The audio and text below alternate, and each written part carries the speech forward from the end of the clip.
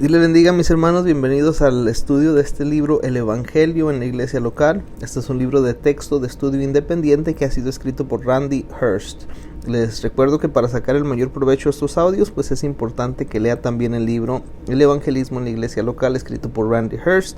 Si todavía no lo hace, pues le voy a invitar para que se suscriba también al canal y así pueda recibir notificaciones de todos los futuros videos. En esta ocasión, este nuevo libro que estamos comenzando, empezamos con la unidad 1. La unidad 1 se titula La Gran Comisión. Mis hermanos, un estudio del evangelismo debe comenzar examinando las instrucciones de nuestro Señor a sus discípulos en las semanas finales de su vida en la tierra. Sus palabras de despedida han llegado a conocerse como la Gran Comisión. La Gran Comisión es más que una simple declaración o un mandato. Es una expresión de la misión que Jesús encargó a sus seguidores y se extiende a su iglesia de hoy en día. Si se pide citar la Gran Comisión, la mayoría de los cristianos probablemente van a citar Marcos 16:15. Dice, y les dijo, id por todo el mundo y predicad el evangelio a toda criatura. O una porción de Mateo 28:19, en donde dice, por tanto, id y haced discípulos a todas las naciones. Sin embargo, Jesús usó más de una ocasión para dirigir a sus discípulos a proclamar el mensaje en todo el mundo. Cada uno de los evangelios concluye con un mandato o enseñanza tocante a la misión que Jesús encargó a sus seguidores. Cuando se estudia los 4 evangelios y la primera parte de los hechos en su totalidad, existe una continuidad que también presenta la naturaleza amplia e inclusiva de la misión, así como por qué es esencial para la iglesia y cómo puede ser alcanzada. El primer capítulo de la lección es el capítulo 1, definición de la Gran Comisión. Este capítulo se introduce con la historia de Henry Martyn. Henry Martyn nació en el año 1781 en Inglaterra. Él pensaba estudiar leyes, pero mientras que asistía a la Universidad de Cambridge oyó del trabajo misionero de William Carey en la India. Se convirtió en capellán para la compañía británica de la Indias Oriental y se preparó para embarcarse a la India. Dejó atrás a su familia, a sus amigos y a Lydia, la mujer que profundamente amaba y tenía pensado casarse. En el viaje, él lloró mientras recordaba a sus seres queridos. Escribió en su diario lo siguiente: mis sentimientos son como aquellos de un hombre a quien de pronto se le dice que están muertos todos los amigos que tenía en este mundo. Mientras estuvo en India, Martyn estableció muchas escuelas y tradujo el Nuevo Testamento al hindi. La tuberculosis había terminado con la vida de sus padres y su hermana, y entonces, cuando la enfermedad amenazaba su vida, los doctores recomendaron un viaje por mar para restaurar su salud. Dejó la India para salir hacia Persia, actualmente Irán, donde tradujo el Nuevo Testamento y los Salmos al persa y árabe. Él era el único cristiano donde vivía y sufrió gran desaliento. Aún entonces puso su confianza en Dios. Durante ese tiempo en su vida él escribió: pongo toda mi carga sobre el que ya ha hecho maravillas por mí, y estoy seguro que, venga lo que venga, será bueno, será lo mejor. Trato de vivir de día en día, feliz en su amor y cuidado. Sufriendo de fiebre con frecuencia, finalmente se dirigió a su hogar en Inglaterra, viajando a través de Turquía. Nunca llegó a su destino, muriendo de camino a Tokat, Turquía. Fue enterrado por extraños e incrédulos, lejos de cualquier lugar donde había vivido y ministrado. Él tenía solo 31 años. ¿Qué motivó a un hombre, mis hermanos, a una vida tan penuria y sacrificio? Henry Martyn e incontables otros han sido impulsados por los mandatos y enseñanzas de nuestro Señor acerca de la mayor causa sobre la tierra: proclamar el mensaje de Cristo y hacer discípulos por todo el mundo, que es la Gran Comisión. La primera lección con la que nos encontramos es la 1.1, titulada La Gran Comisión en Marcos y Mateo. Por muchos siglos a los autores de los evangelios se los llamó los 4 evangelistas. Un estudio sencillo pero cuidadoso de los 4 evangelios registrados por estos evangelistas revela claramente la tarea enfrente de nosotros. Los evangelios fueron escritos por distintos autores y hasta cierto punto con distintos propósitos. Cada uno concluye con un énfasis en la misión que Jesús encargó a sus discípulos al final de su ministerio en la tierra. Después de dedicar más de 3 años de su vida a instruir a sus discípulos, Jesús les selló la tarea delante de ellos: llevar a cabo su misión al mundo. Los pasajes de las Escrituras que comunican el encargo de nuestro Señor a sus discípulos respecto a su misión se citan a menudo parcialmente. Los primeros 3 capítulos de este curso van a examinar los extractos más conocidos de los pasajes de la Gran Comisión, así como las porciones que a menudo se omiten. Los escritos de Mateo y de Marcos, mis hermanos, son los más conocidos con respecto a la misión de los discípulos. Esto es seguramente porque son estipulados como mandatos en modo imperativo. El primer tema clave de la lección es la gran comisión en Marcos. Y aunque Marcos es ciertamente el más antiguo de los 4 evangelios, su relato de la gran comisión fue probablemente escrito después de que los evangelios de Mateo, Lucas y Juan estaban ya circulando en las iglesias primitivas. Los manuscritos más antiguos y fidedignos, notablemente el Códice Vaticano y el Códice Sinaítico, no contienen Marcos 16 del 9 al 20. Y hay 3 factores que contribuyen a esta creencia general de que Marcos 16, 9 al 20 no fue escrito por Marcos. Primero, en estos versículos, alrededor de 1/3 de las palabras significativas en griego no aparecen en ninguna otra parte de Marcos o son usadas de manera diferente al uso de Marcos en este pasaje anterior, o en pasajes anteriores, a Marcos 16, 9. Segundo, el estilo del griego es distinto del resto de este evangelio de Marcos. Y por último, Mateo y Lucas muestran un paralelo con Marcos hasta que se llega a Marcos 16:8. El patrón cambia notablemente entonces, sugiriendo que la copia de Marcos disponible para Mateo y Lucas no contenía los versículos 16 del 9 al 20. Y aunque posiblemente escrito después de los otros 3 evangelios, este material adicional fue incluido en Marcos lo suficiente temprano en el proceso de transmisión para haber adquirido reconocimiento y haber sido aceptado por la iglesia primitiva. Probablemente era conocido a través de la tradición oral, para haber sido aprobado por el apóstol Juan, quien vivió hasta casi el fin del siglo I. A pesar de que el Evangelio de Marcos fue redactado por Juan Marcos, la fuente original del material fue posiblemente Pedro. Ireneo escribió en el año 175 después de Cristo lo siguiente. Él dijo: Marcos, el discípulo e intérprete de Pedro, también nos transmitió por escrito las cosas predicadas por Pedro. La porción final en Marcos, mis hermanos, puede haber sido parte de la tradición oral atribuida a Pedro, y esto explicaría por qué la iglesia primitiva lo aceptó como históricamente auténtico y escritura inspirada. En la mayoría de las traducciones del pasaje de Marcos, id aparece como una orden, pero el único imperativo en la oración es predicar. El pasaje puede ser traducido literalmente: yendo por todo el mundo, predicad el evangelio a toda criatura. El resultado de la proclamación se encuentra en Marcos 16, 16 al 18. Aunque estos resultados no se den en el modo imperativo, ellos están relacionados con la proclamación del evangelio. Debido a que el imperativo en el registro de Mateo es haced discípulos, algunos han sugerido que Marcos se enfoque en el evangelismo y Mateo se enfoque en el discipulado.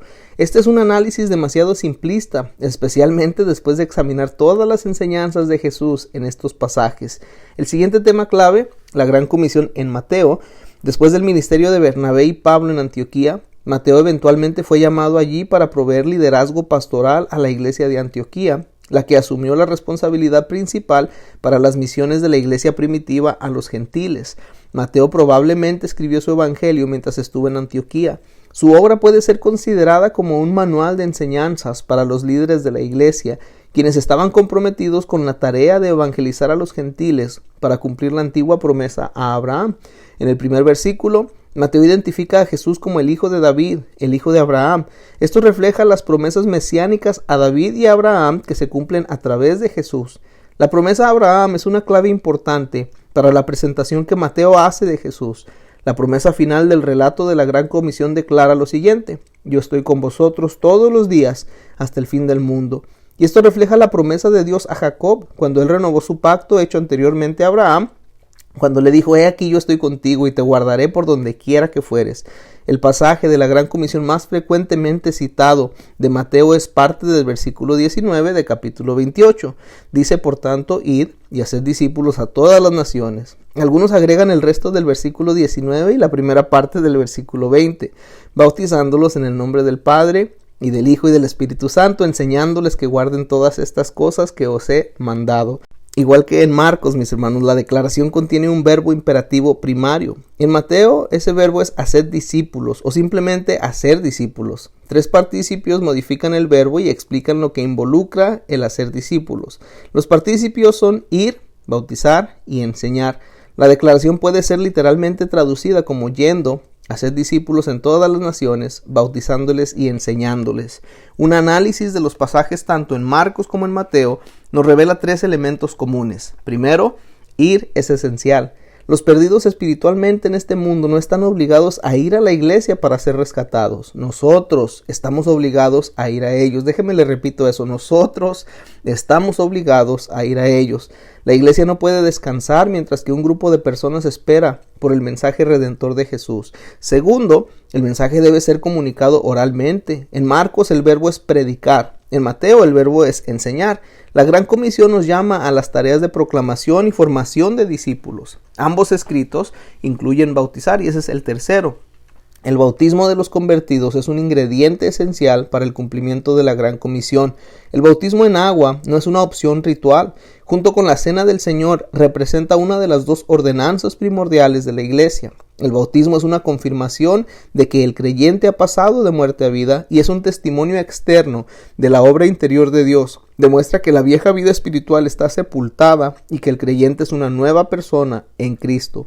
Mis años de infancia, nos dice aquí el autor del libro, los pasé en Tanzania, África del Este. Los creyentes de las asambleas de Dios en esa área en particular mantenían una costumbre establecida hace muchos años atrás por misioneros moravos. Antes de que los creyentes se bautizaran en agua, ellos escogerían para sí nuevos nombres como testimonio de su nueva vida. Cuando son bautizados, ellos anuncian sus nuevos nombres y se les conoce desde entonces como tales. Inicialmente, ellos escogían nombres bíblicos como Moseo por Moisés, Davidi por David y Petros por Pedro. Eventualmente ellos crearon nombres que eran expresivos de testimonio. Ejemplos de tales nombres son Isagwisa o el que vuelve, Afuilile, el que murió por mí, o Asahibwe, el que me ha bendecido. Mi favorito, dice aquí el autor del libro, es uno que significaba el que me ha hecho feliz con deleite. Y esta maravillosa costumbre provee una gran oportunidad para dar testimonio cristiano. Meramente al decir el nombre también ejemplifica la esencia de lo que el bautismo en agua representa. Nacer de nuevo y comenzar una vida totalmente nueva. El bautismo en agua, mis hermanos, no es una opción para el creyente, es un mandato del Señor y una parte integral de la Gran Comisión. Los mandatos bien conocidos de Jesús al final de Mateo y de Marcos comunican una misión amplia, no solo para sus discípulos, sino también para la iglesia de Jesucristo hoy. Estos mandatos son una carga universal para todos los creyentes de proclamar el mensaje de Cristo y discipular creyentes como seguidores de Cristo. Así terminamos la lección 1.1. Vamos a comenzar con la lección 1.2, la Gran Comisión en Lucas, Hechos y en Juan. Los pasajes de la Gran Comisión en Lucas hasta Hechos, mis hermanos, y Juan difieren de aquellos que encontramos en Mateo y en Marcos en dos maneras significativas. Primero, no están en forma de mandatos como en Mateo y en Marcos los encontramos, sino que los escritores reportan las instrucciones de Jesús a sus discípulos en cuanto a su misión. Y segundo, tanto como Lucas como Juan registraron la instrucción de Jesús en el contexto de la investidura de poder del Espíritu Santo. El primer tema clave que vamos a ver es la Gran Comisión en Lucas y en Hechos. Al igual que con Mateo y Marcos, el Evangelio de Lucas concluye concentrándose en la misión que Jesús les encarga a sus discípulos.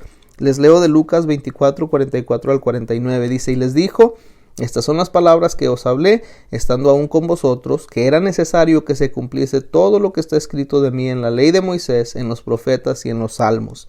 Entonces les abrió el entendimiento, para que comprendiesen las Escrituras, y les dijo, así está escrito, y así fue necesario que el Cristo padeciese y resucitase de los muertos al tercer día, y que se predicase en su nombre el arrepentimiento y el perdón de pecados en todas las naciones, comenzando desde Jerusalén. Y vosotros sois testigos de estas cosas. He aquí, yo enviaré la promesa de mi Padre sobre vosotros, pero quedaos vosotros en la ciudad de Jerusalén hasta que seáis investidos del poder de lo alto.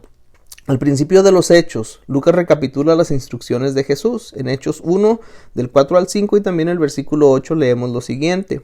Y estando juntos les mandó que no se fueran de Jerusalén, sino que esperasen la promesa del Padre, la cual les dijo, oísteis de mí, porque Juan ciertamente bautizó con agua, mas vosotros seréis bautizados con el Espíritu Santo dentro de unos muchos días, pero recibiréis poder cuando haya venido sobre vosotros el Espíritu Santo, y me seréis testigos en Jerusalén, en toda Judea, en Samaria y hasta lo último de la tierra.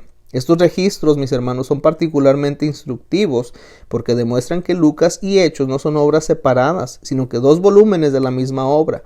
Los dos libros fueron escritos en dos rollos de casi la misma extensión, 13 metros, que era la máxima longitud acostumbrada para un rollo en esos días. Las palabras de Jesús en Lucas 24 y en Hechos 1 apuntan de vuelta a Lucas 3:3, cuando Juan el Bautista estaba predicando en el bautismo del arrepentimiento para perdón de los pecados. Estos pasajes también evocan Lucas 3:16. Yo a la verdad os bautizo en agua, pero viene uno más poderoso que yo, de quien no soy digno de desatar la correa de su calzado. Él os bautizará en Espíritu Santo y fuego.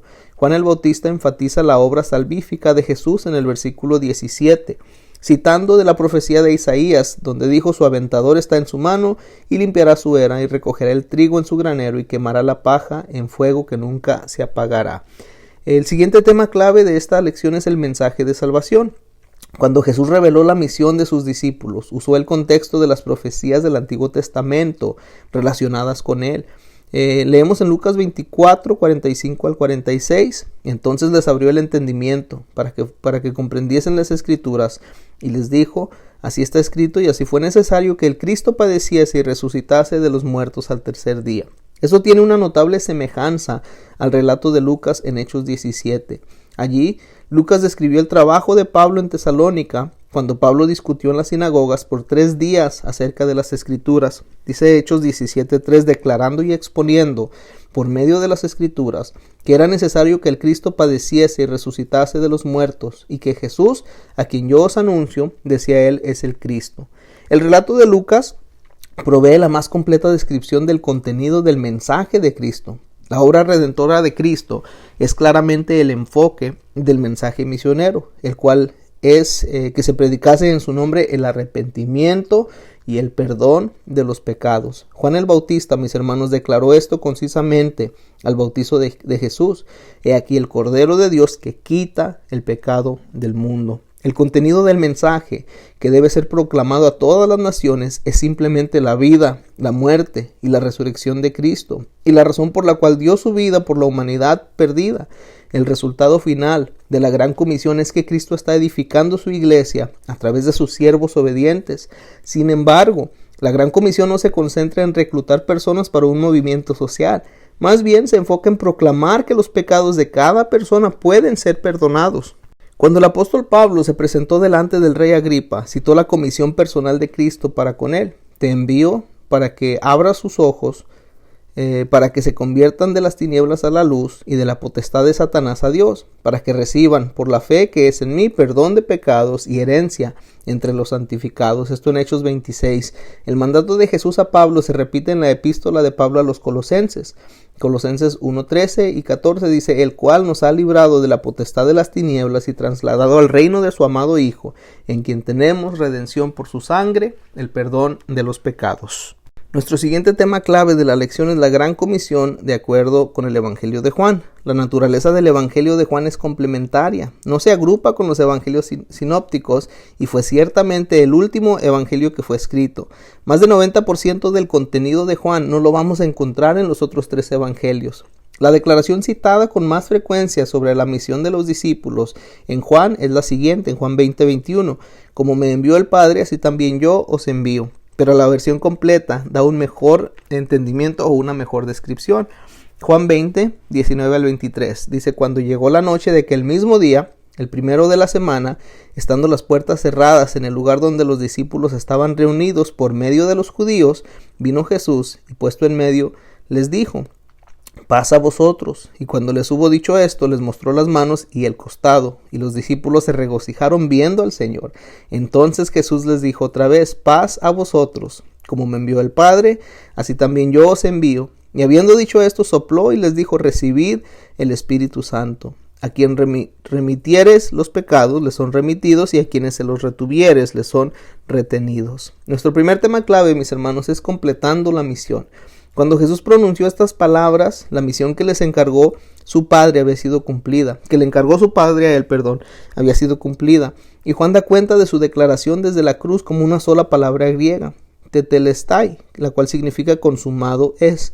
Los arqueólogos han recobrado recibos de papiro para impuestos con la palabra tetelestai, escrita de manera cruzada. Esto significa que la cuenta fue pagada en su totalidad. Cuando Jesús dijo consumado es, quiso decir que su obra redentora se había completado. Él se había hecho pecado por la humanidad y había sufrido la pena de la justicia de Dios que el pecado merecía.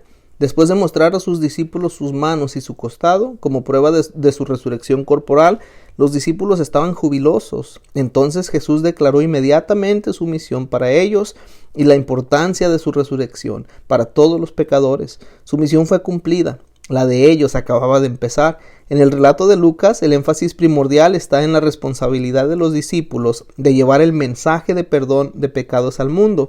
Jesús estaba grabando en la mente de sus discípulos que, dependiendo de su obediencia, su misión resultaría en personas buscando el perdón de pecados o continuando su vida en las tinieblas. El siguiente tema clave de esta lección es lo central de la predicación. La palabra imperativa en Mateo se concentra en el objetivo de hacer discípulos. Tanto Marcos como Lucas enfatizan el medio para obtener ese objetivo, que es la predicación, como esencial en la Gran Comisión.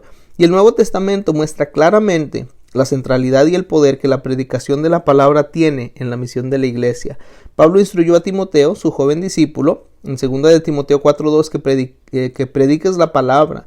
Él escribió a la iglesia en Tesalónica, por lo cual también nosotros sin cesar damos gracias a Dios de que cuando recibisteis la palabra de Dios que oísteis de nosotros, la recibisteis no como palabra de hombres, sino según en verdad la palabra de Dios, la cual actúa en vosotros los creyentes.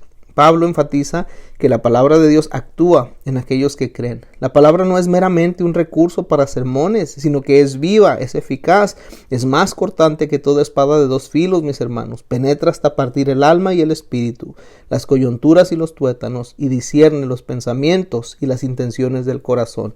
Después de enseñar su parábola sobre el sembrador y los diferentes tipos de tierra, Jesús dijo a sus discípulos que la semilla en la cosecha espiritual es la palabra de Dios, es el mensaje. El Espíritu Santo prepara la tierra o el corazón de las personas para recibir el mensaje.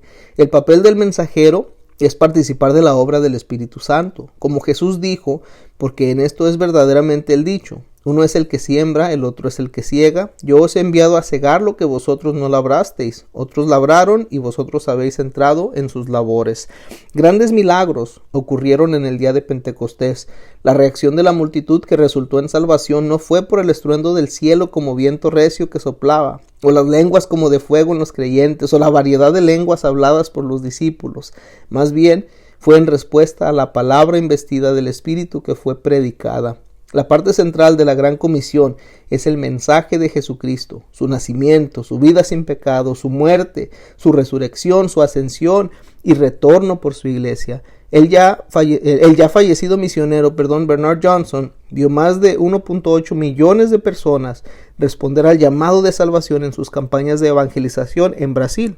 Y el autor del libro nos comenta que en una ocasión le preguntó a qué cree que se debe el gran número de personas que aceptan a Cristo en sus campañas de evangelización. A lo que él respondió: siempre exalto a Jesucristo. Predicar a Jesús no es meramente documentar la vida de una figura histórica, es proclamar al Cristo viviente que puede ser conocido de manera personal y que está presente en medio de nosotros y activo en nuestras vidas. El nacer de nuevo abre el camino no solo a la salvación, sino también a una comunión, incluso una amistad con Cristo. Con eso, mis hermanos, terminamos la lección 1.2 y también pues damos final a este primer capítulo del nuevo estudio que estamos comenzando. Definición de la Gran Comisión, capítulo 1. Dios les bendiga.